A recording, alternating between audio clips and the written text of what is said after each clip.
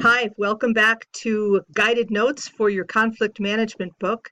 We're in chapter 7, and we want to be talking about cultural and gender differences as we negotiate. So if you've got your sheet of paper, I'm ready to go over it with you, and let's begin. So chapter 7 really wants to talk a lot about culture. And on page 102, we're going to go ahead and give some basic definition. And culture is that consists of beliefs and behaviors and products common to members of a certain group. Again, in chapter 7, as we ways to classify country cultures, I found this particularly interesting when I was reading the book because, people tend to think that the U.S. is such a laid-back society, and in actuality, it's a really high-pressure little society. We like to get things done. So found on page 103, we'll be discussing things like cultural dimensions.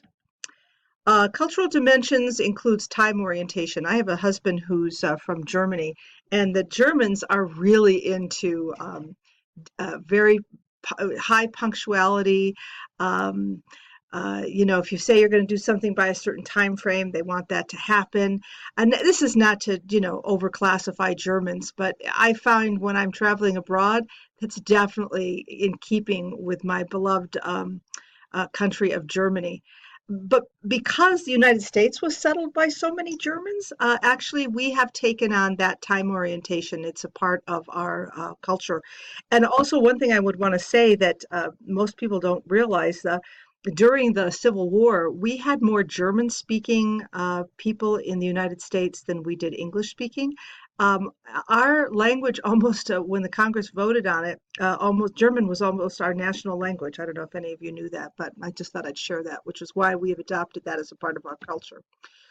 We also, another cultural dimension is formality. Here in Colorado, I don't think of us as being necessarily formal, but if you go back east, there is more formality on the East Coast than there is in the western portion of the United States. Once again, I'll refer to in Europe, they are more formal than we are here in the United States. One of the comments I get when I'm traveling in Europe is they always ask, why do you Americans ask how, we say, how are you?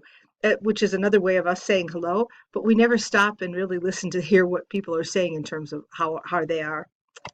Power distance. Here in the United States, our culture, we like our little bubble of about 36 inches to be comfortable. And people who get real close to you are using a power dynamic. Um, this is a form of a power distance. Maybe some of you might have seen this or heard this on the news. I get Time Magazine and I enjoy reading the political aspects of power. And one of the things that Putin did with Angela Merkel, who is Chancellor of Germany, she's deathly afraid of dogs. As a form of a power, he brought in his two black labs, knowing that she was petrified of dogs. I find that incredibly interesting. And then we have the discussion about individualism versus collectivism. Um, Context. Many times things could be said out of context. And you can, of course, find that in your chapter on page 103. So the next thing we want to look to is ways to classify country cultures. I was already referring to some of them, but the context dimension refers to the extent to which a context or situation individuals involved may affect behavior in meaning and interaction. So your first answer here is a low context culture. Uh, we in the United States are considered a low context. We say what we're thinking. Um, we have we tend to put out there on our Twitter accounts what we're thinking in that 140 characters or less. I think that's a little dangerous. I prefer just to use discussion. I don't like to put things out there that can remain as a document forever. But in other in high context cultures, it's central to meaning, and nonverbal and subtle cues are are critical in communication. So let me give you an example of a high context culture.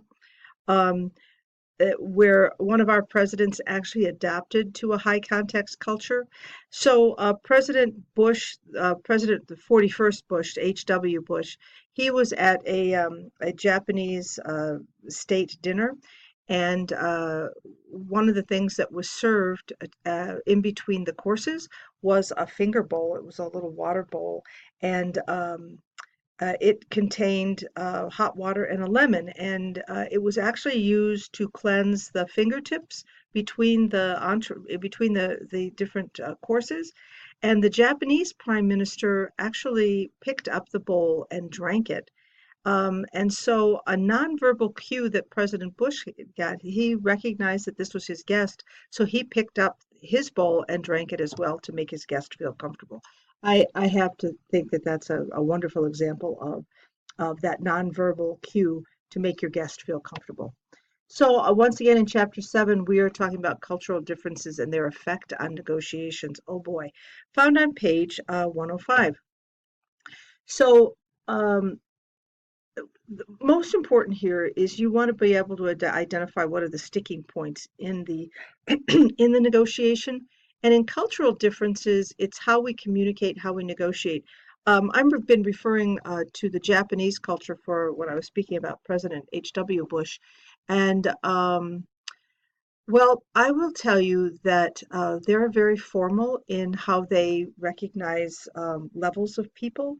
And right from the very get-go, when you walk into a negotiation with your Japanese counterpart and they present cards, they bow. Well, first of all, they look at the card and you hand the card like this. You hold it in all four corners and you hand it to your Japanese counterpart. He or she will study it intensely. Whereas in the United States, we hand out a business card, but we really don't look at them.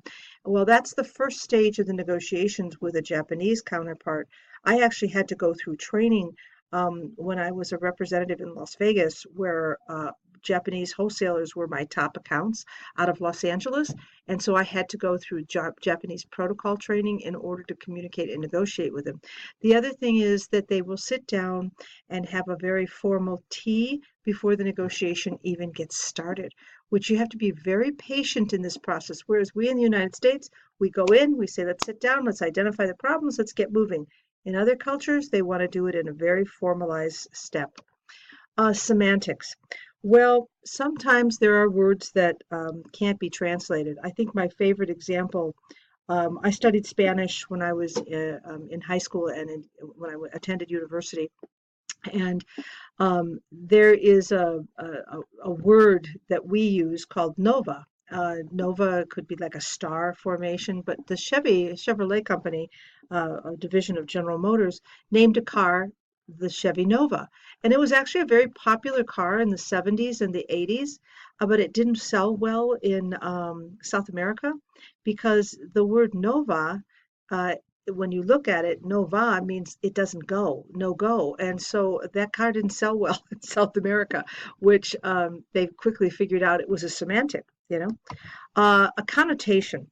Well, different words have different meanings. Once again, I'll go back to the Hispanic culture of.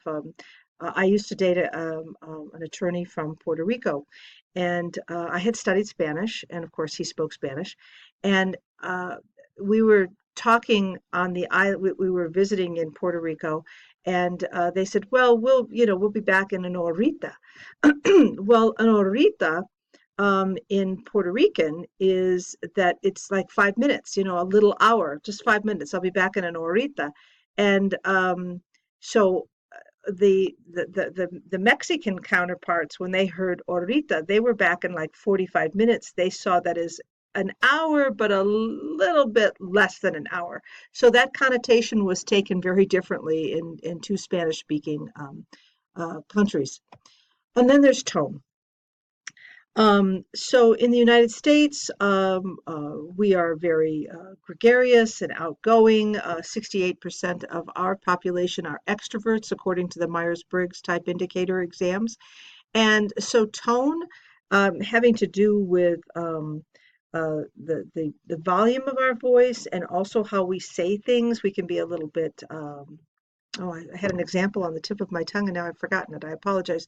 Like you'll say, "Oh, sure, whatever."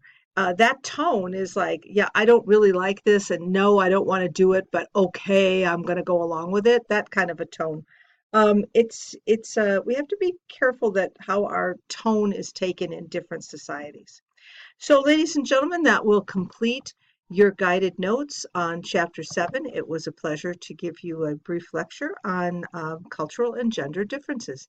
Thank you so much for your time. Bye now.